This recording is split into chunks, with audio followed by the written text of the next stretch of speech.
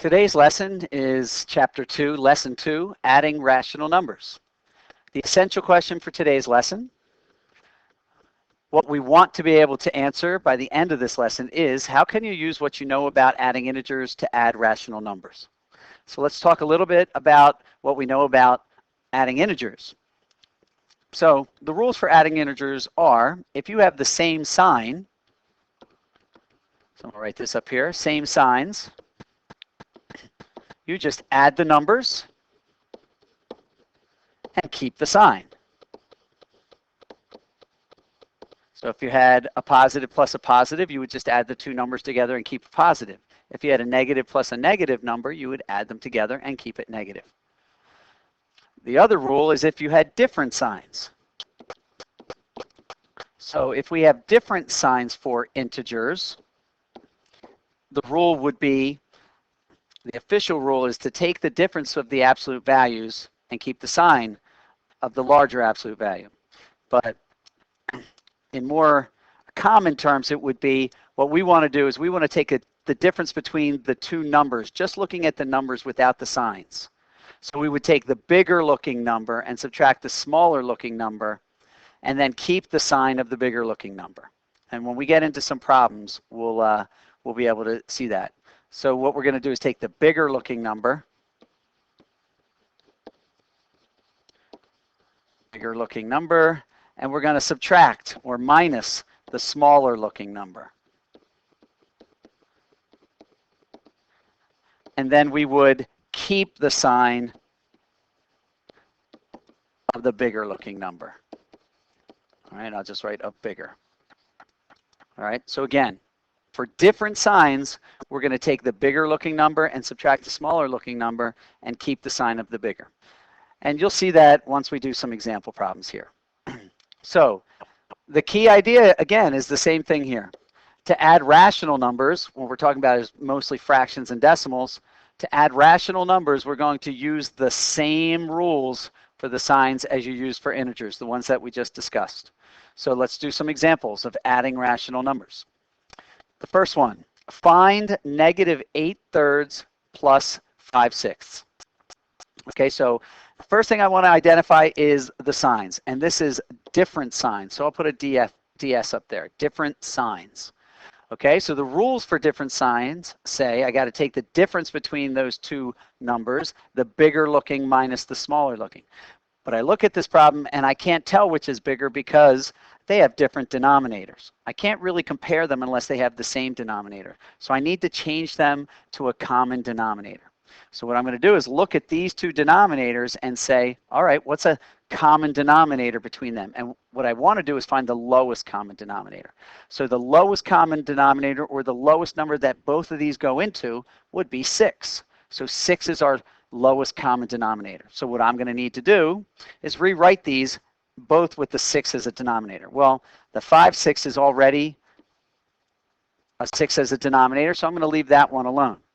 But I do have this negative 8/3 that I have to change to a denominator that has 6 in the bottom. So I look and I say the denominator of 3, if I multiply it by 2, it will equal the 6 that I'm looking for in the bottom. So that means if I multiply the top by 2, I will also get the numerator I'm looking for. 8 times 2 is 16. And I can't forget that this negative sign that's with negative 8/3 has to be carried over to this number as well. So it would be negative 16 over 6. So I'm going to take that and bring it down here so that I can rewrite this problem. Now I can compare 16 over 6 and 5 over 6. Again, I want to take the bigger looking number minus the smaller looking number. The bigger looking number is 16 over 6. So I'm going to take that, 16 over 6, minus the smaller looking number, which is 5 over 6. And that's going to equal 16 minus 5 in the numerator, which is 11. And when we're adding or subtracting fractions, we keep the denominator the same. So it's 11 over 6. And now I've got to go back to this step right here, where I made them common denominators, and I have to say the bigger looking number was 16 over 6, and it was negative. So I need to make sure my final answer is also negative. So my final answer for this first problem is negative 11 over 6, which I could then change into a mixed number, which would still be negative. 6 goes into 11 one time with 5 left over, negative 1 and 5/6. If you must simplify, then that would be the final answer. Negative 1 and 5/6. Okay, let's take a look at the second example here. Now, again, first thing I'm going to do is determine the signs that I have. I have a negative and a positive, so I see that I have different signs. So I'm going to put that up top again. And again, different signs means I have to take the bigger looking minus the smaller looking number and keep the sign of the bigger. Again, I can't tell because I have one mixed number and one improper fraction. They both have the same denominator, so I don't need a common denominator, but I do need them both to be the same form. So I'm going to change the negative 6 1/3 into an improper fraction so that I can compare them. To do that, if you remember, we take the denominator and multiply by the number out front, and then we add the numerator to that. All right, so we're going to take 3 times 6, which is 18, and add 1, which is 19, and we're going to put that over the denominator we started with, which is 3. Don't forget, we have a minus sign or a negative sign out in front of it that we have to keep with it. So it's negative 19/3 plus 20/3. Now I can compare them and say, okay, if I'm not looking at signs, just looking at numbers, 20 over 3 or 20/3 is bigger than 19/3. It's different signs, so I'm going to have to take the bigger looking number, 20/3, and subtract the smaller looking number, which is 19/3. And when I do that, I get 20 minus 19 in the numerator. So that's 1, and the denominator stays the same in addition or subtraction of fractions. And then I go back to the previous step, and I say, okay, the bigger looking number, was it a positive or was it a negative? The bigger looking number, 20/3, was positive, so my final answer should be positive. So I am finished. I have just 1/3 as my final answer. Okay, there are a couple of problems here that you should try on your own, right here. Okay, so why don't you go ahead and pause the video. You can try these 2 problems on your own, and then you can restart the video. When you're finished, you can check your work. Okay, hopefully you have finished what you were supposed to have done there, and now you can check your solution. So I have to add negative 7/8 plus 1/4. Again, I look at this and I notice that I have different signs. So I'm going to compare these 2 numbers to see the bigger, to see which one is bigger, because I have to do bigger minus smaller, keep the sign of the bigger. I can't compare them because they don't have the same denominator. So again, I have to look at the 2 denominators and say, what is the smallest common denominator for both of these? And both of these numbers go into 8, so it's going to be 8. Since negative 7/8 is already over 8, I can keep it as negative 7/8. The 1/4, though, I have to change. So if I have 1/4 and I want to make it into a fraction that's over 8, I know that to multiply the denominator of 4 times 2 will give me a denominator of 8, so I multiply the top times 2, and that will give me a new numerator of 2. So now I can take this 2/8 and add it to the negative 7/8 that I already brought down. And I can go ahead and add these 2 fractions because they have the same denominator. Well, I'm not going to add them. I'm actually going to take the difference of them because they're different signs. So I have to take the bigger looking minus the smaller looking and keep the sign of the bigger. So the bigger looking one is the 7/8. All right, remember, we're not looking at the signs. We're just looking at the fraction part. 7/8 is bigger than 2/8. Then I'm going to take away the 2/8 because I want to find the difference between these 2 numbers. And when I go ahead and do that, 7 minus 2 in the numerator is 5. And the denominator stays the same, which is 8. Then I go back to this previous step and say, okay, the bigger looking number was 7/8. Was it positive or negative? It was negative, so I have to make sure I keep it a negative answer. So my final answer is going to be negative 5/8. And the last one here, 2 plus negative 7/2. So I want to compare these numbers. Again, I look at them and I see that it's different signs. So to compare them, they have to have a common denominator. One's a whole number and the other one is a fraction. So I need to change the whole number into a fraction first. So I'm going to put it over 1. And then I want to figure out what is the common denominator between 1 and 2. Well, 1 and 2 both go into 2. So 2 is going to be the common denominator. So I'm going to bring down the negative 7 over 2 because that's already in the common denominator, and that's a 7 there. And I have to change 2 over 1 into a fraction over 2. 1 times 2 in the denominator gets me the new denominator of 2. So I'm going to multiply the top by 2 as well. And I'm going to get 4 over 2, which is equivalent to 2 over 1. So my new fraction is 4 over 2. Now I'm going to look at these fractions because they're different signs and say which one of these looks bigger. 7 halves looks bigger than 4 halves. So I'm going to take the difference of those, starting with the bigger looking one, and I'm going to subtract the smaller looking one, 7 halves minus 4 halves. I'm going to go ahead and do that. 7 minus 4 in the numerator is 3, and we keep a denominator of 2. Then I'm going to go back to the previous step, and I'm going to say, okay, the bigger looking number was 7 halves. Was it positive or negative? It was negative, so I have to make my answer negative. So my final answer is going to be negative 3 halves, which I could simplify or turn into a mixed number. I keep the negative sign, and 2 goes into 3 one time with 1 left over, so it becomes negative 1 1/2. Okay, so that takes care of adding fractions. Now we're going to go ahead and take a look at adding rational numbers that are decimals. And we're going to apply the same exact rules, except we're going to be using decimals instead of fractions. So we're going to look for different signs or same signs and apply the proper rule. So first one, find negative 4.05 plus 7.62. I identify this as different signs. So I have to use the rule for different signs. Take the bigger looking number, which is 7.62, and subtract the smaller looking number, which is 4.05. Remember, we're not looking at signs when we're determining bigger looking and smaller looking. We're just looking at the number part. You'll notice I lined up my decimals to make sure that everything is lined up vertically. We have to make sure the decimals are lined up when we are adding or subtracting decimals. All right, so we're going to go ahead and subtract this. But 5, I can't subtract from 2, so I'm going to have to borrow. I'm going to make that a 12 and borrow from this 6 and make that a 5. All right, 5 from 12 is 7, and 0 from 5 is still 5. I'm going to bring down my decimal point, and then 4 from 7 is 3. So I know my answer is going to be 3.57. I just have to make sure what the sign should be. So I go back to my original problem and say the bigger looking number is 7.62, and the sign of that is positive, so my answer should be positive. So then I am finished. 3.57 is my final answer. Okay, let's take a look at the second example. Find 12.6 plus negative 7.28. Again, identify what type I have here. I have different signs.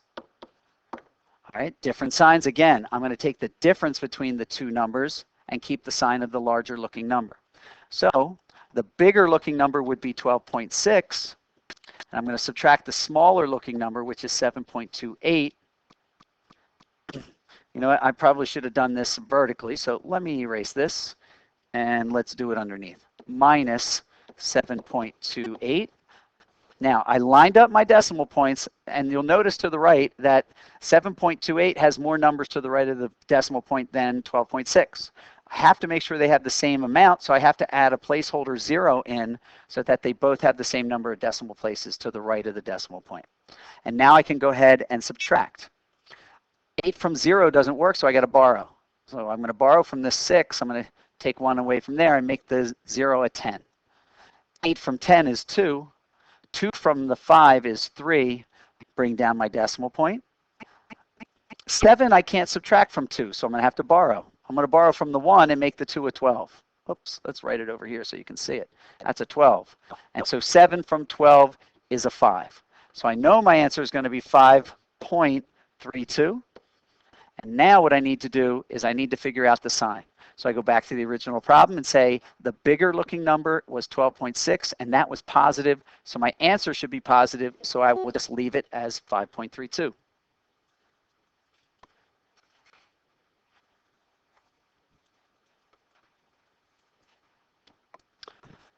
Okay, there's some on your own problems here for you guys to do, so you can pause the video at this time. Go ahead and take care of these two problems. You're going to be adding some decimals, and then restart the video when you're done, and you can check the solutions out. Okay, so hopefully you've done what you're supposed to have done there, and we're going to go ahead and add these two together. So I have a negative 12.5 plus 15.3. I'm going to mark that that is a different signs type problem. So I'm going to go ahead and take the bigger looking number, which is 15.3, and subtract the smaller looking number, which is 12.5. And when I do that, I have the decimals lined up and I have the same number of decimal places, so I can go ahead and subtract. 5 from 3 doesn't work, so I'm going to have to borrow. Make that a 13. Borrow from the 5, make that a 4. 5 from 13 is 8. Bring down my decimal point. 2 from 4 is 2. And 1 from 1 is 0. So it's just 2.8. So I know the answer is 2.8. I just need to know, is there the sign have to be changed? So I look at the original problem and I see that 15.3 was the bigger looking number and it was positive. So I can keep my answer positive. On the next one, negative 8.15 plus negative 4.3. So this is a situation where we have the same sign. All right, so the rule for same sign says take both numbers without signs and just add them together and then keep the sign that they both started with. Well, since I have to keep the sign, I'm just going to automatically say, since I'm adding a negative to a negative, my answer has to be negative. So I'm going to put it there and then not have to worry about it. And then all I have to do is add the two numbers together. So I get 8.15 plus 4.3. You'll notice in lining up my decimal points that I don't have an even number of place values to the right of the decimal point, so I got to add in a 0 placeholder, and then I can go ahead and add. 5 plus 0 is 5. 1 plus 3 is 4. Bring down my decimal point. 8 plus 4 is 12. And then I can bring this up and add it to my negative sign because I know my answer has to be negative because it's a same sign problem and they were both negative in the beginning, so the answer also has to be negative. All right, hopefully you got those right. If you're having trouble with this, make sure to ask questions when you come back to class. All right, next part of the lesson is evaluating expressions. What does evaluating expressions mean? It just means this. We're going to substitute the numbers that they give us in for the variables in the problem. And then we are going to solve it. Okay, we're going to substitute the numbers in for the variables and then go ahead and solve it. So here's my problem. Evaluate 2x plus y means 2 times x plus y when x is equal to 1/4 and y is equal to negative 3/2.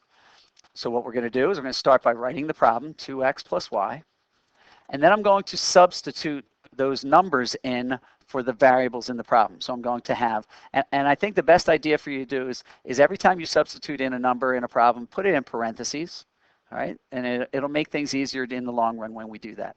So I'm going to have 2 times 1/4, because we know 2 times a quantity or 2 written next to a quantity means we're multiplying, all right? And then we're going to add y, and the y is negative 3/2, all right? Now, the order of operations tells us that we have to do multiplication before we do addition. So I have to multiply 2 times the 1/4 first. But 2 times the 1/4, they're not both fractions. And in order to multiply the 1/4 times something, it would be helpful if that something was a fraction. So I'm going to take the 2 that's here, and I'm going to put it over 1. Let's do that in red so you can see it a little better. And now, to multiply fractions, we just multiply the numerators times each other. And then we multiply the denominators times each other. It's different than when we're adding or subtracting. So in the numerator, we have 2 times 1, which is equal to 2. So that's going to be our numerator. And in the denominator, we have 1 times 4, which is equal to 4. So we're going to leave that in the denominator. So now we have 2/4, and we're going to bring down the rest of our problem, plus negative 3/2. And now I look at that problem and I say, okay, I've got 2 fractions. They have different signs. Okay? So now I have to add them together using different signs rules. Different signs rules, again, state that we take the bigger looking number minus the smaller and then keep the sign of the bigger looking number. I don't have a common denominator, so I have to look at my 2 denominators. I have a 4 and a 2 and figure out that the lowest common denominator is going to be 4. So I need to change both of these fractions into fractions over 4. The first one's already over 4, so we'll leave it that way. The second one is not. So I'm going to have to figure that one out. So I'm going to move over to the write here a little bit and say, okay, well, I have -3/2, and I want to turn it into a fraction that's over 4. So I would multiply the denominator of 2 by 2 to equal 4, which means I multiply the numerator by 2 as well. Don't forget to carry the negative sign, and 3 times 2 is a 6. So now I can bring that over here, -6/4. And looking at this, it's easy to tell which is the bigger looking now because I have 2/4 and 6/4. 6/4 is bigger looking than 2/4. So I'm going to take the difference.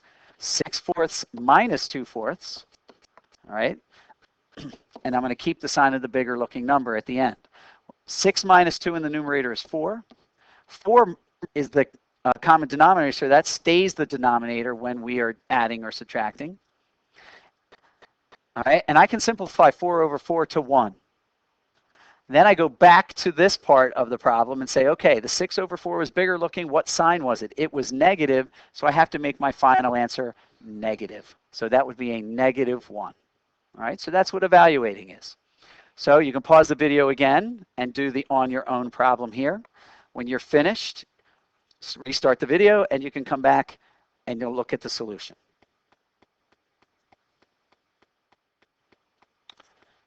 Okay, hopefully you've done the work that you're supposed to do and you're ready to check your answer. So evaluate the expression when a equals 1/2 and b equals -5/2. And the expression is b plus 4a. I'm going to rewrite that, b plus 4a. And I'm going to go ahead and plug in the values that they gave me. So for b, I have -5/2 plus 4 times a. So that's going to be 4 times 1/2. So I'm left with a situation where I do have a common denominator, but one of them is a fraction and one of them is a mixed number. I need them both to be fractions, improper fractions in this case. So I'm going to change one of the fractions. So I have -5/2, okay, plus, I'm sorry, I've got to go back on that there. I made a mistake. I need to take this 4 times 1/2. That's not a mixed number. I've got to multiply those two things. I can't multiply the 4 times 1/2 unless I change that 4 into a fraction.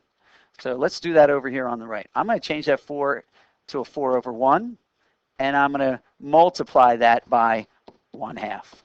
And to do this, we multiply the numerators. 4 times 1 is equal to 4, and we multiply the denominators. 1 times 2 is equal to 2. Okay?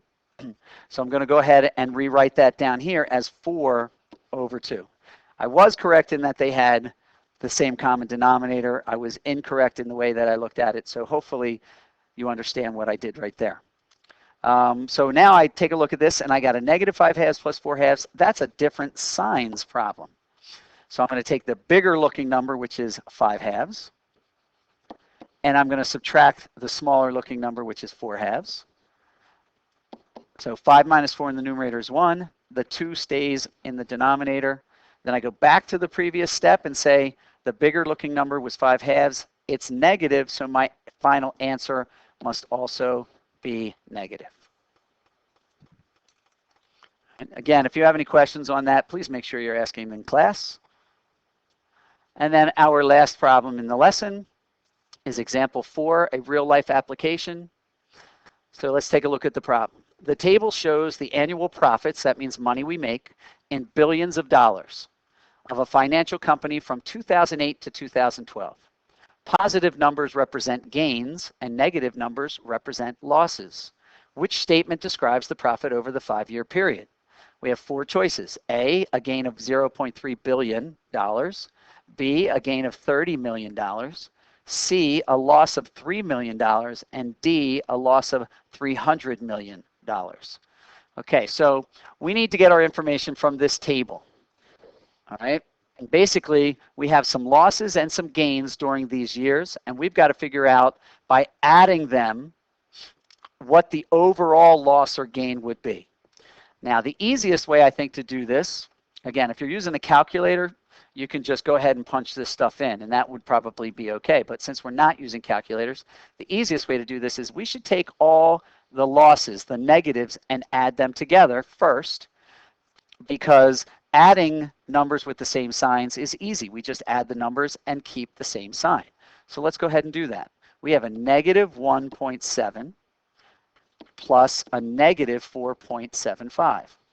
So I know my answer has to be negative because a negative plus a negative, we're going to keep the same sign. So all I'm going to do is take the two numbers and add those two numbers together. So I'm going to have a 1.7 plus a 4.75. Lining up my decimals, I see that I have one missing place value that I'm going to fill with a placeholder 0. And I'm going to go ahead and add those up. 0 plus 5 is 5. 7 plus 7 is 14. Bring down my decimal point. Carry the 1 from 14. 1 plus 1 is 2. 2 plus 4 is 6. So the $6.40, or the 6.45, I should say, comes over here with the negative sign. So we have negative 6.45, and that would be billions of dollars based on the label up here in the table. So that takes care of the negatives. Now we're going to go ahead and add up all the positives because they're the same sign. So it'll be easy to just add them up and keep the same sign. So I have 1.7 plus 0.85 plus 3.6. All right. I'm going to take those. I know my answer is going to be positive. So I'm going to take those and I'm just going to line them up with my decimals.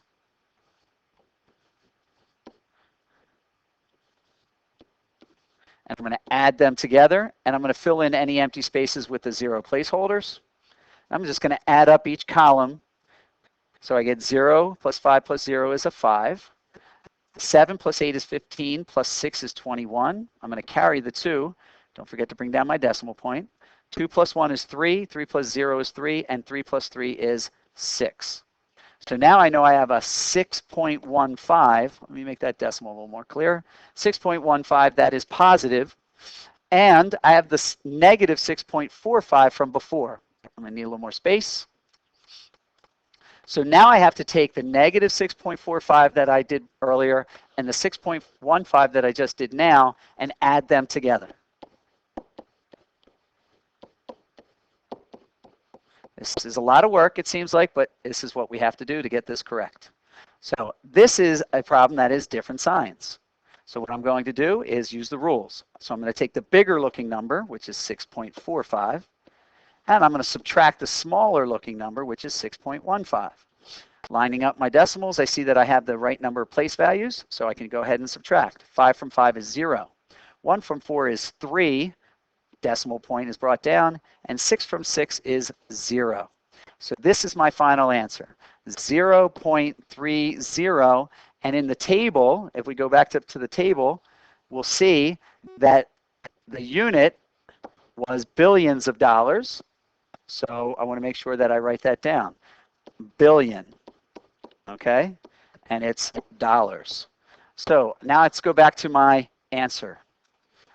So, and this was, oh, forgot one part. Got to make sure we do this. I forgot to check and see what sign should this be. So I need to go back to this part here and check for the sign. The bigger looking number, 6.45, was negative. So this should be a negative 0.30 billion, which is a loss. So I have to go back to my answer now and look for a loss. Well, A is a gain, so that can't be right. And B is a gain, so that can't be right. Even though this says 0.3 billion, it's a gain, and that's not correct. So C or D could be correct because they're both a loss. But one of them has 3 million and the other has 300 million. We haven't learned this yet, but we need to actually change our answer from billions into millions. So I'll give you a quick little lesson on how to do that. So let's start with a decimal point. The first place value is the ones, then the tens, then the hundreds, comma. Then we have the thousands, the 10,000s, the 100,000s, comma. Then we have the millions, the 10 millions, the 100 millions, commas. Then we finally get to billions over here. We want to go from the billions, which is here, over to the millions, which is there. In order to do so, we have to jump 3 places. 1, 2, 3. So what that means is on our answer that we got of negative 0.30 billion, we have to jump 3 decimal places. And since we jumped to the right down here, we have to jump to the right in our number. So I'm going to take the decimal point and I'm going to jump it 3 places. 1, 2, 3. You'll notice there's an empty space at the right there that we have to fill in with a 0. This decimal point is going to go away, and we're left with a negative 300. And instead of billion, since we jumped 3 places to the right, we changed that to million. All right, so our answer is now negative $300 million. Don't forget the dollar sign. All right, and if we go back up to our question, you'll see that a loss of $300 million is answer D. That's a somewhat complicated problem, one that hopefully you can understand. If you do not, please make sure you're asking questions. All right, that's the end of the lesson. If you were watching this at home due to an absent, then please complete the following exercises and turn them into your teacher. So you have 5 problems here that we need to see your work and a correct solution. Again, you're turning this into your teacher if you were absent for that day's lesson.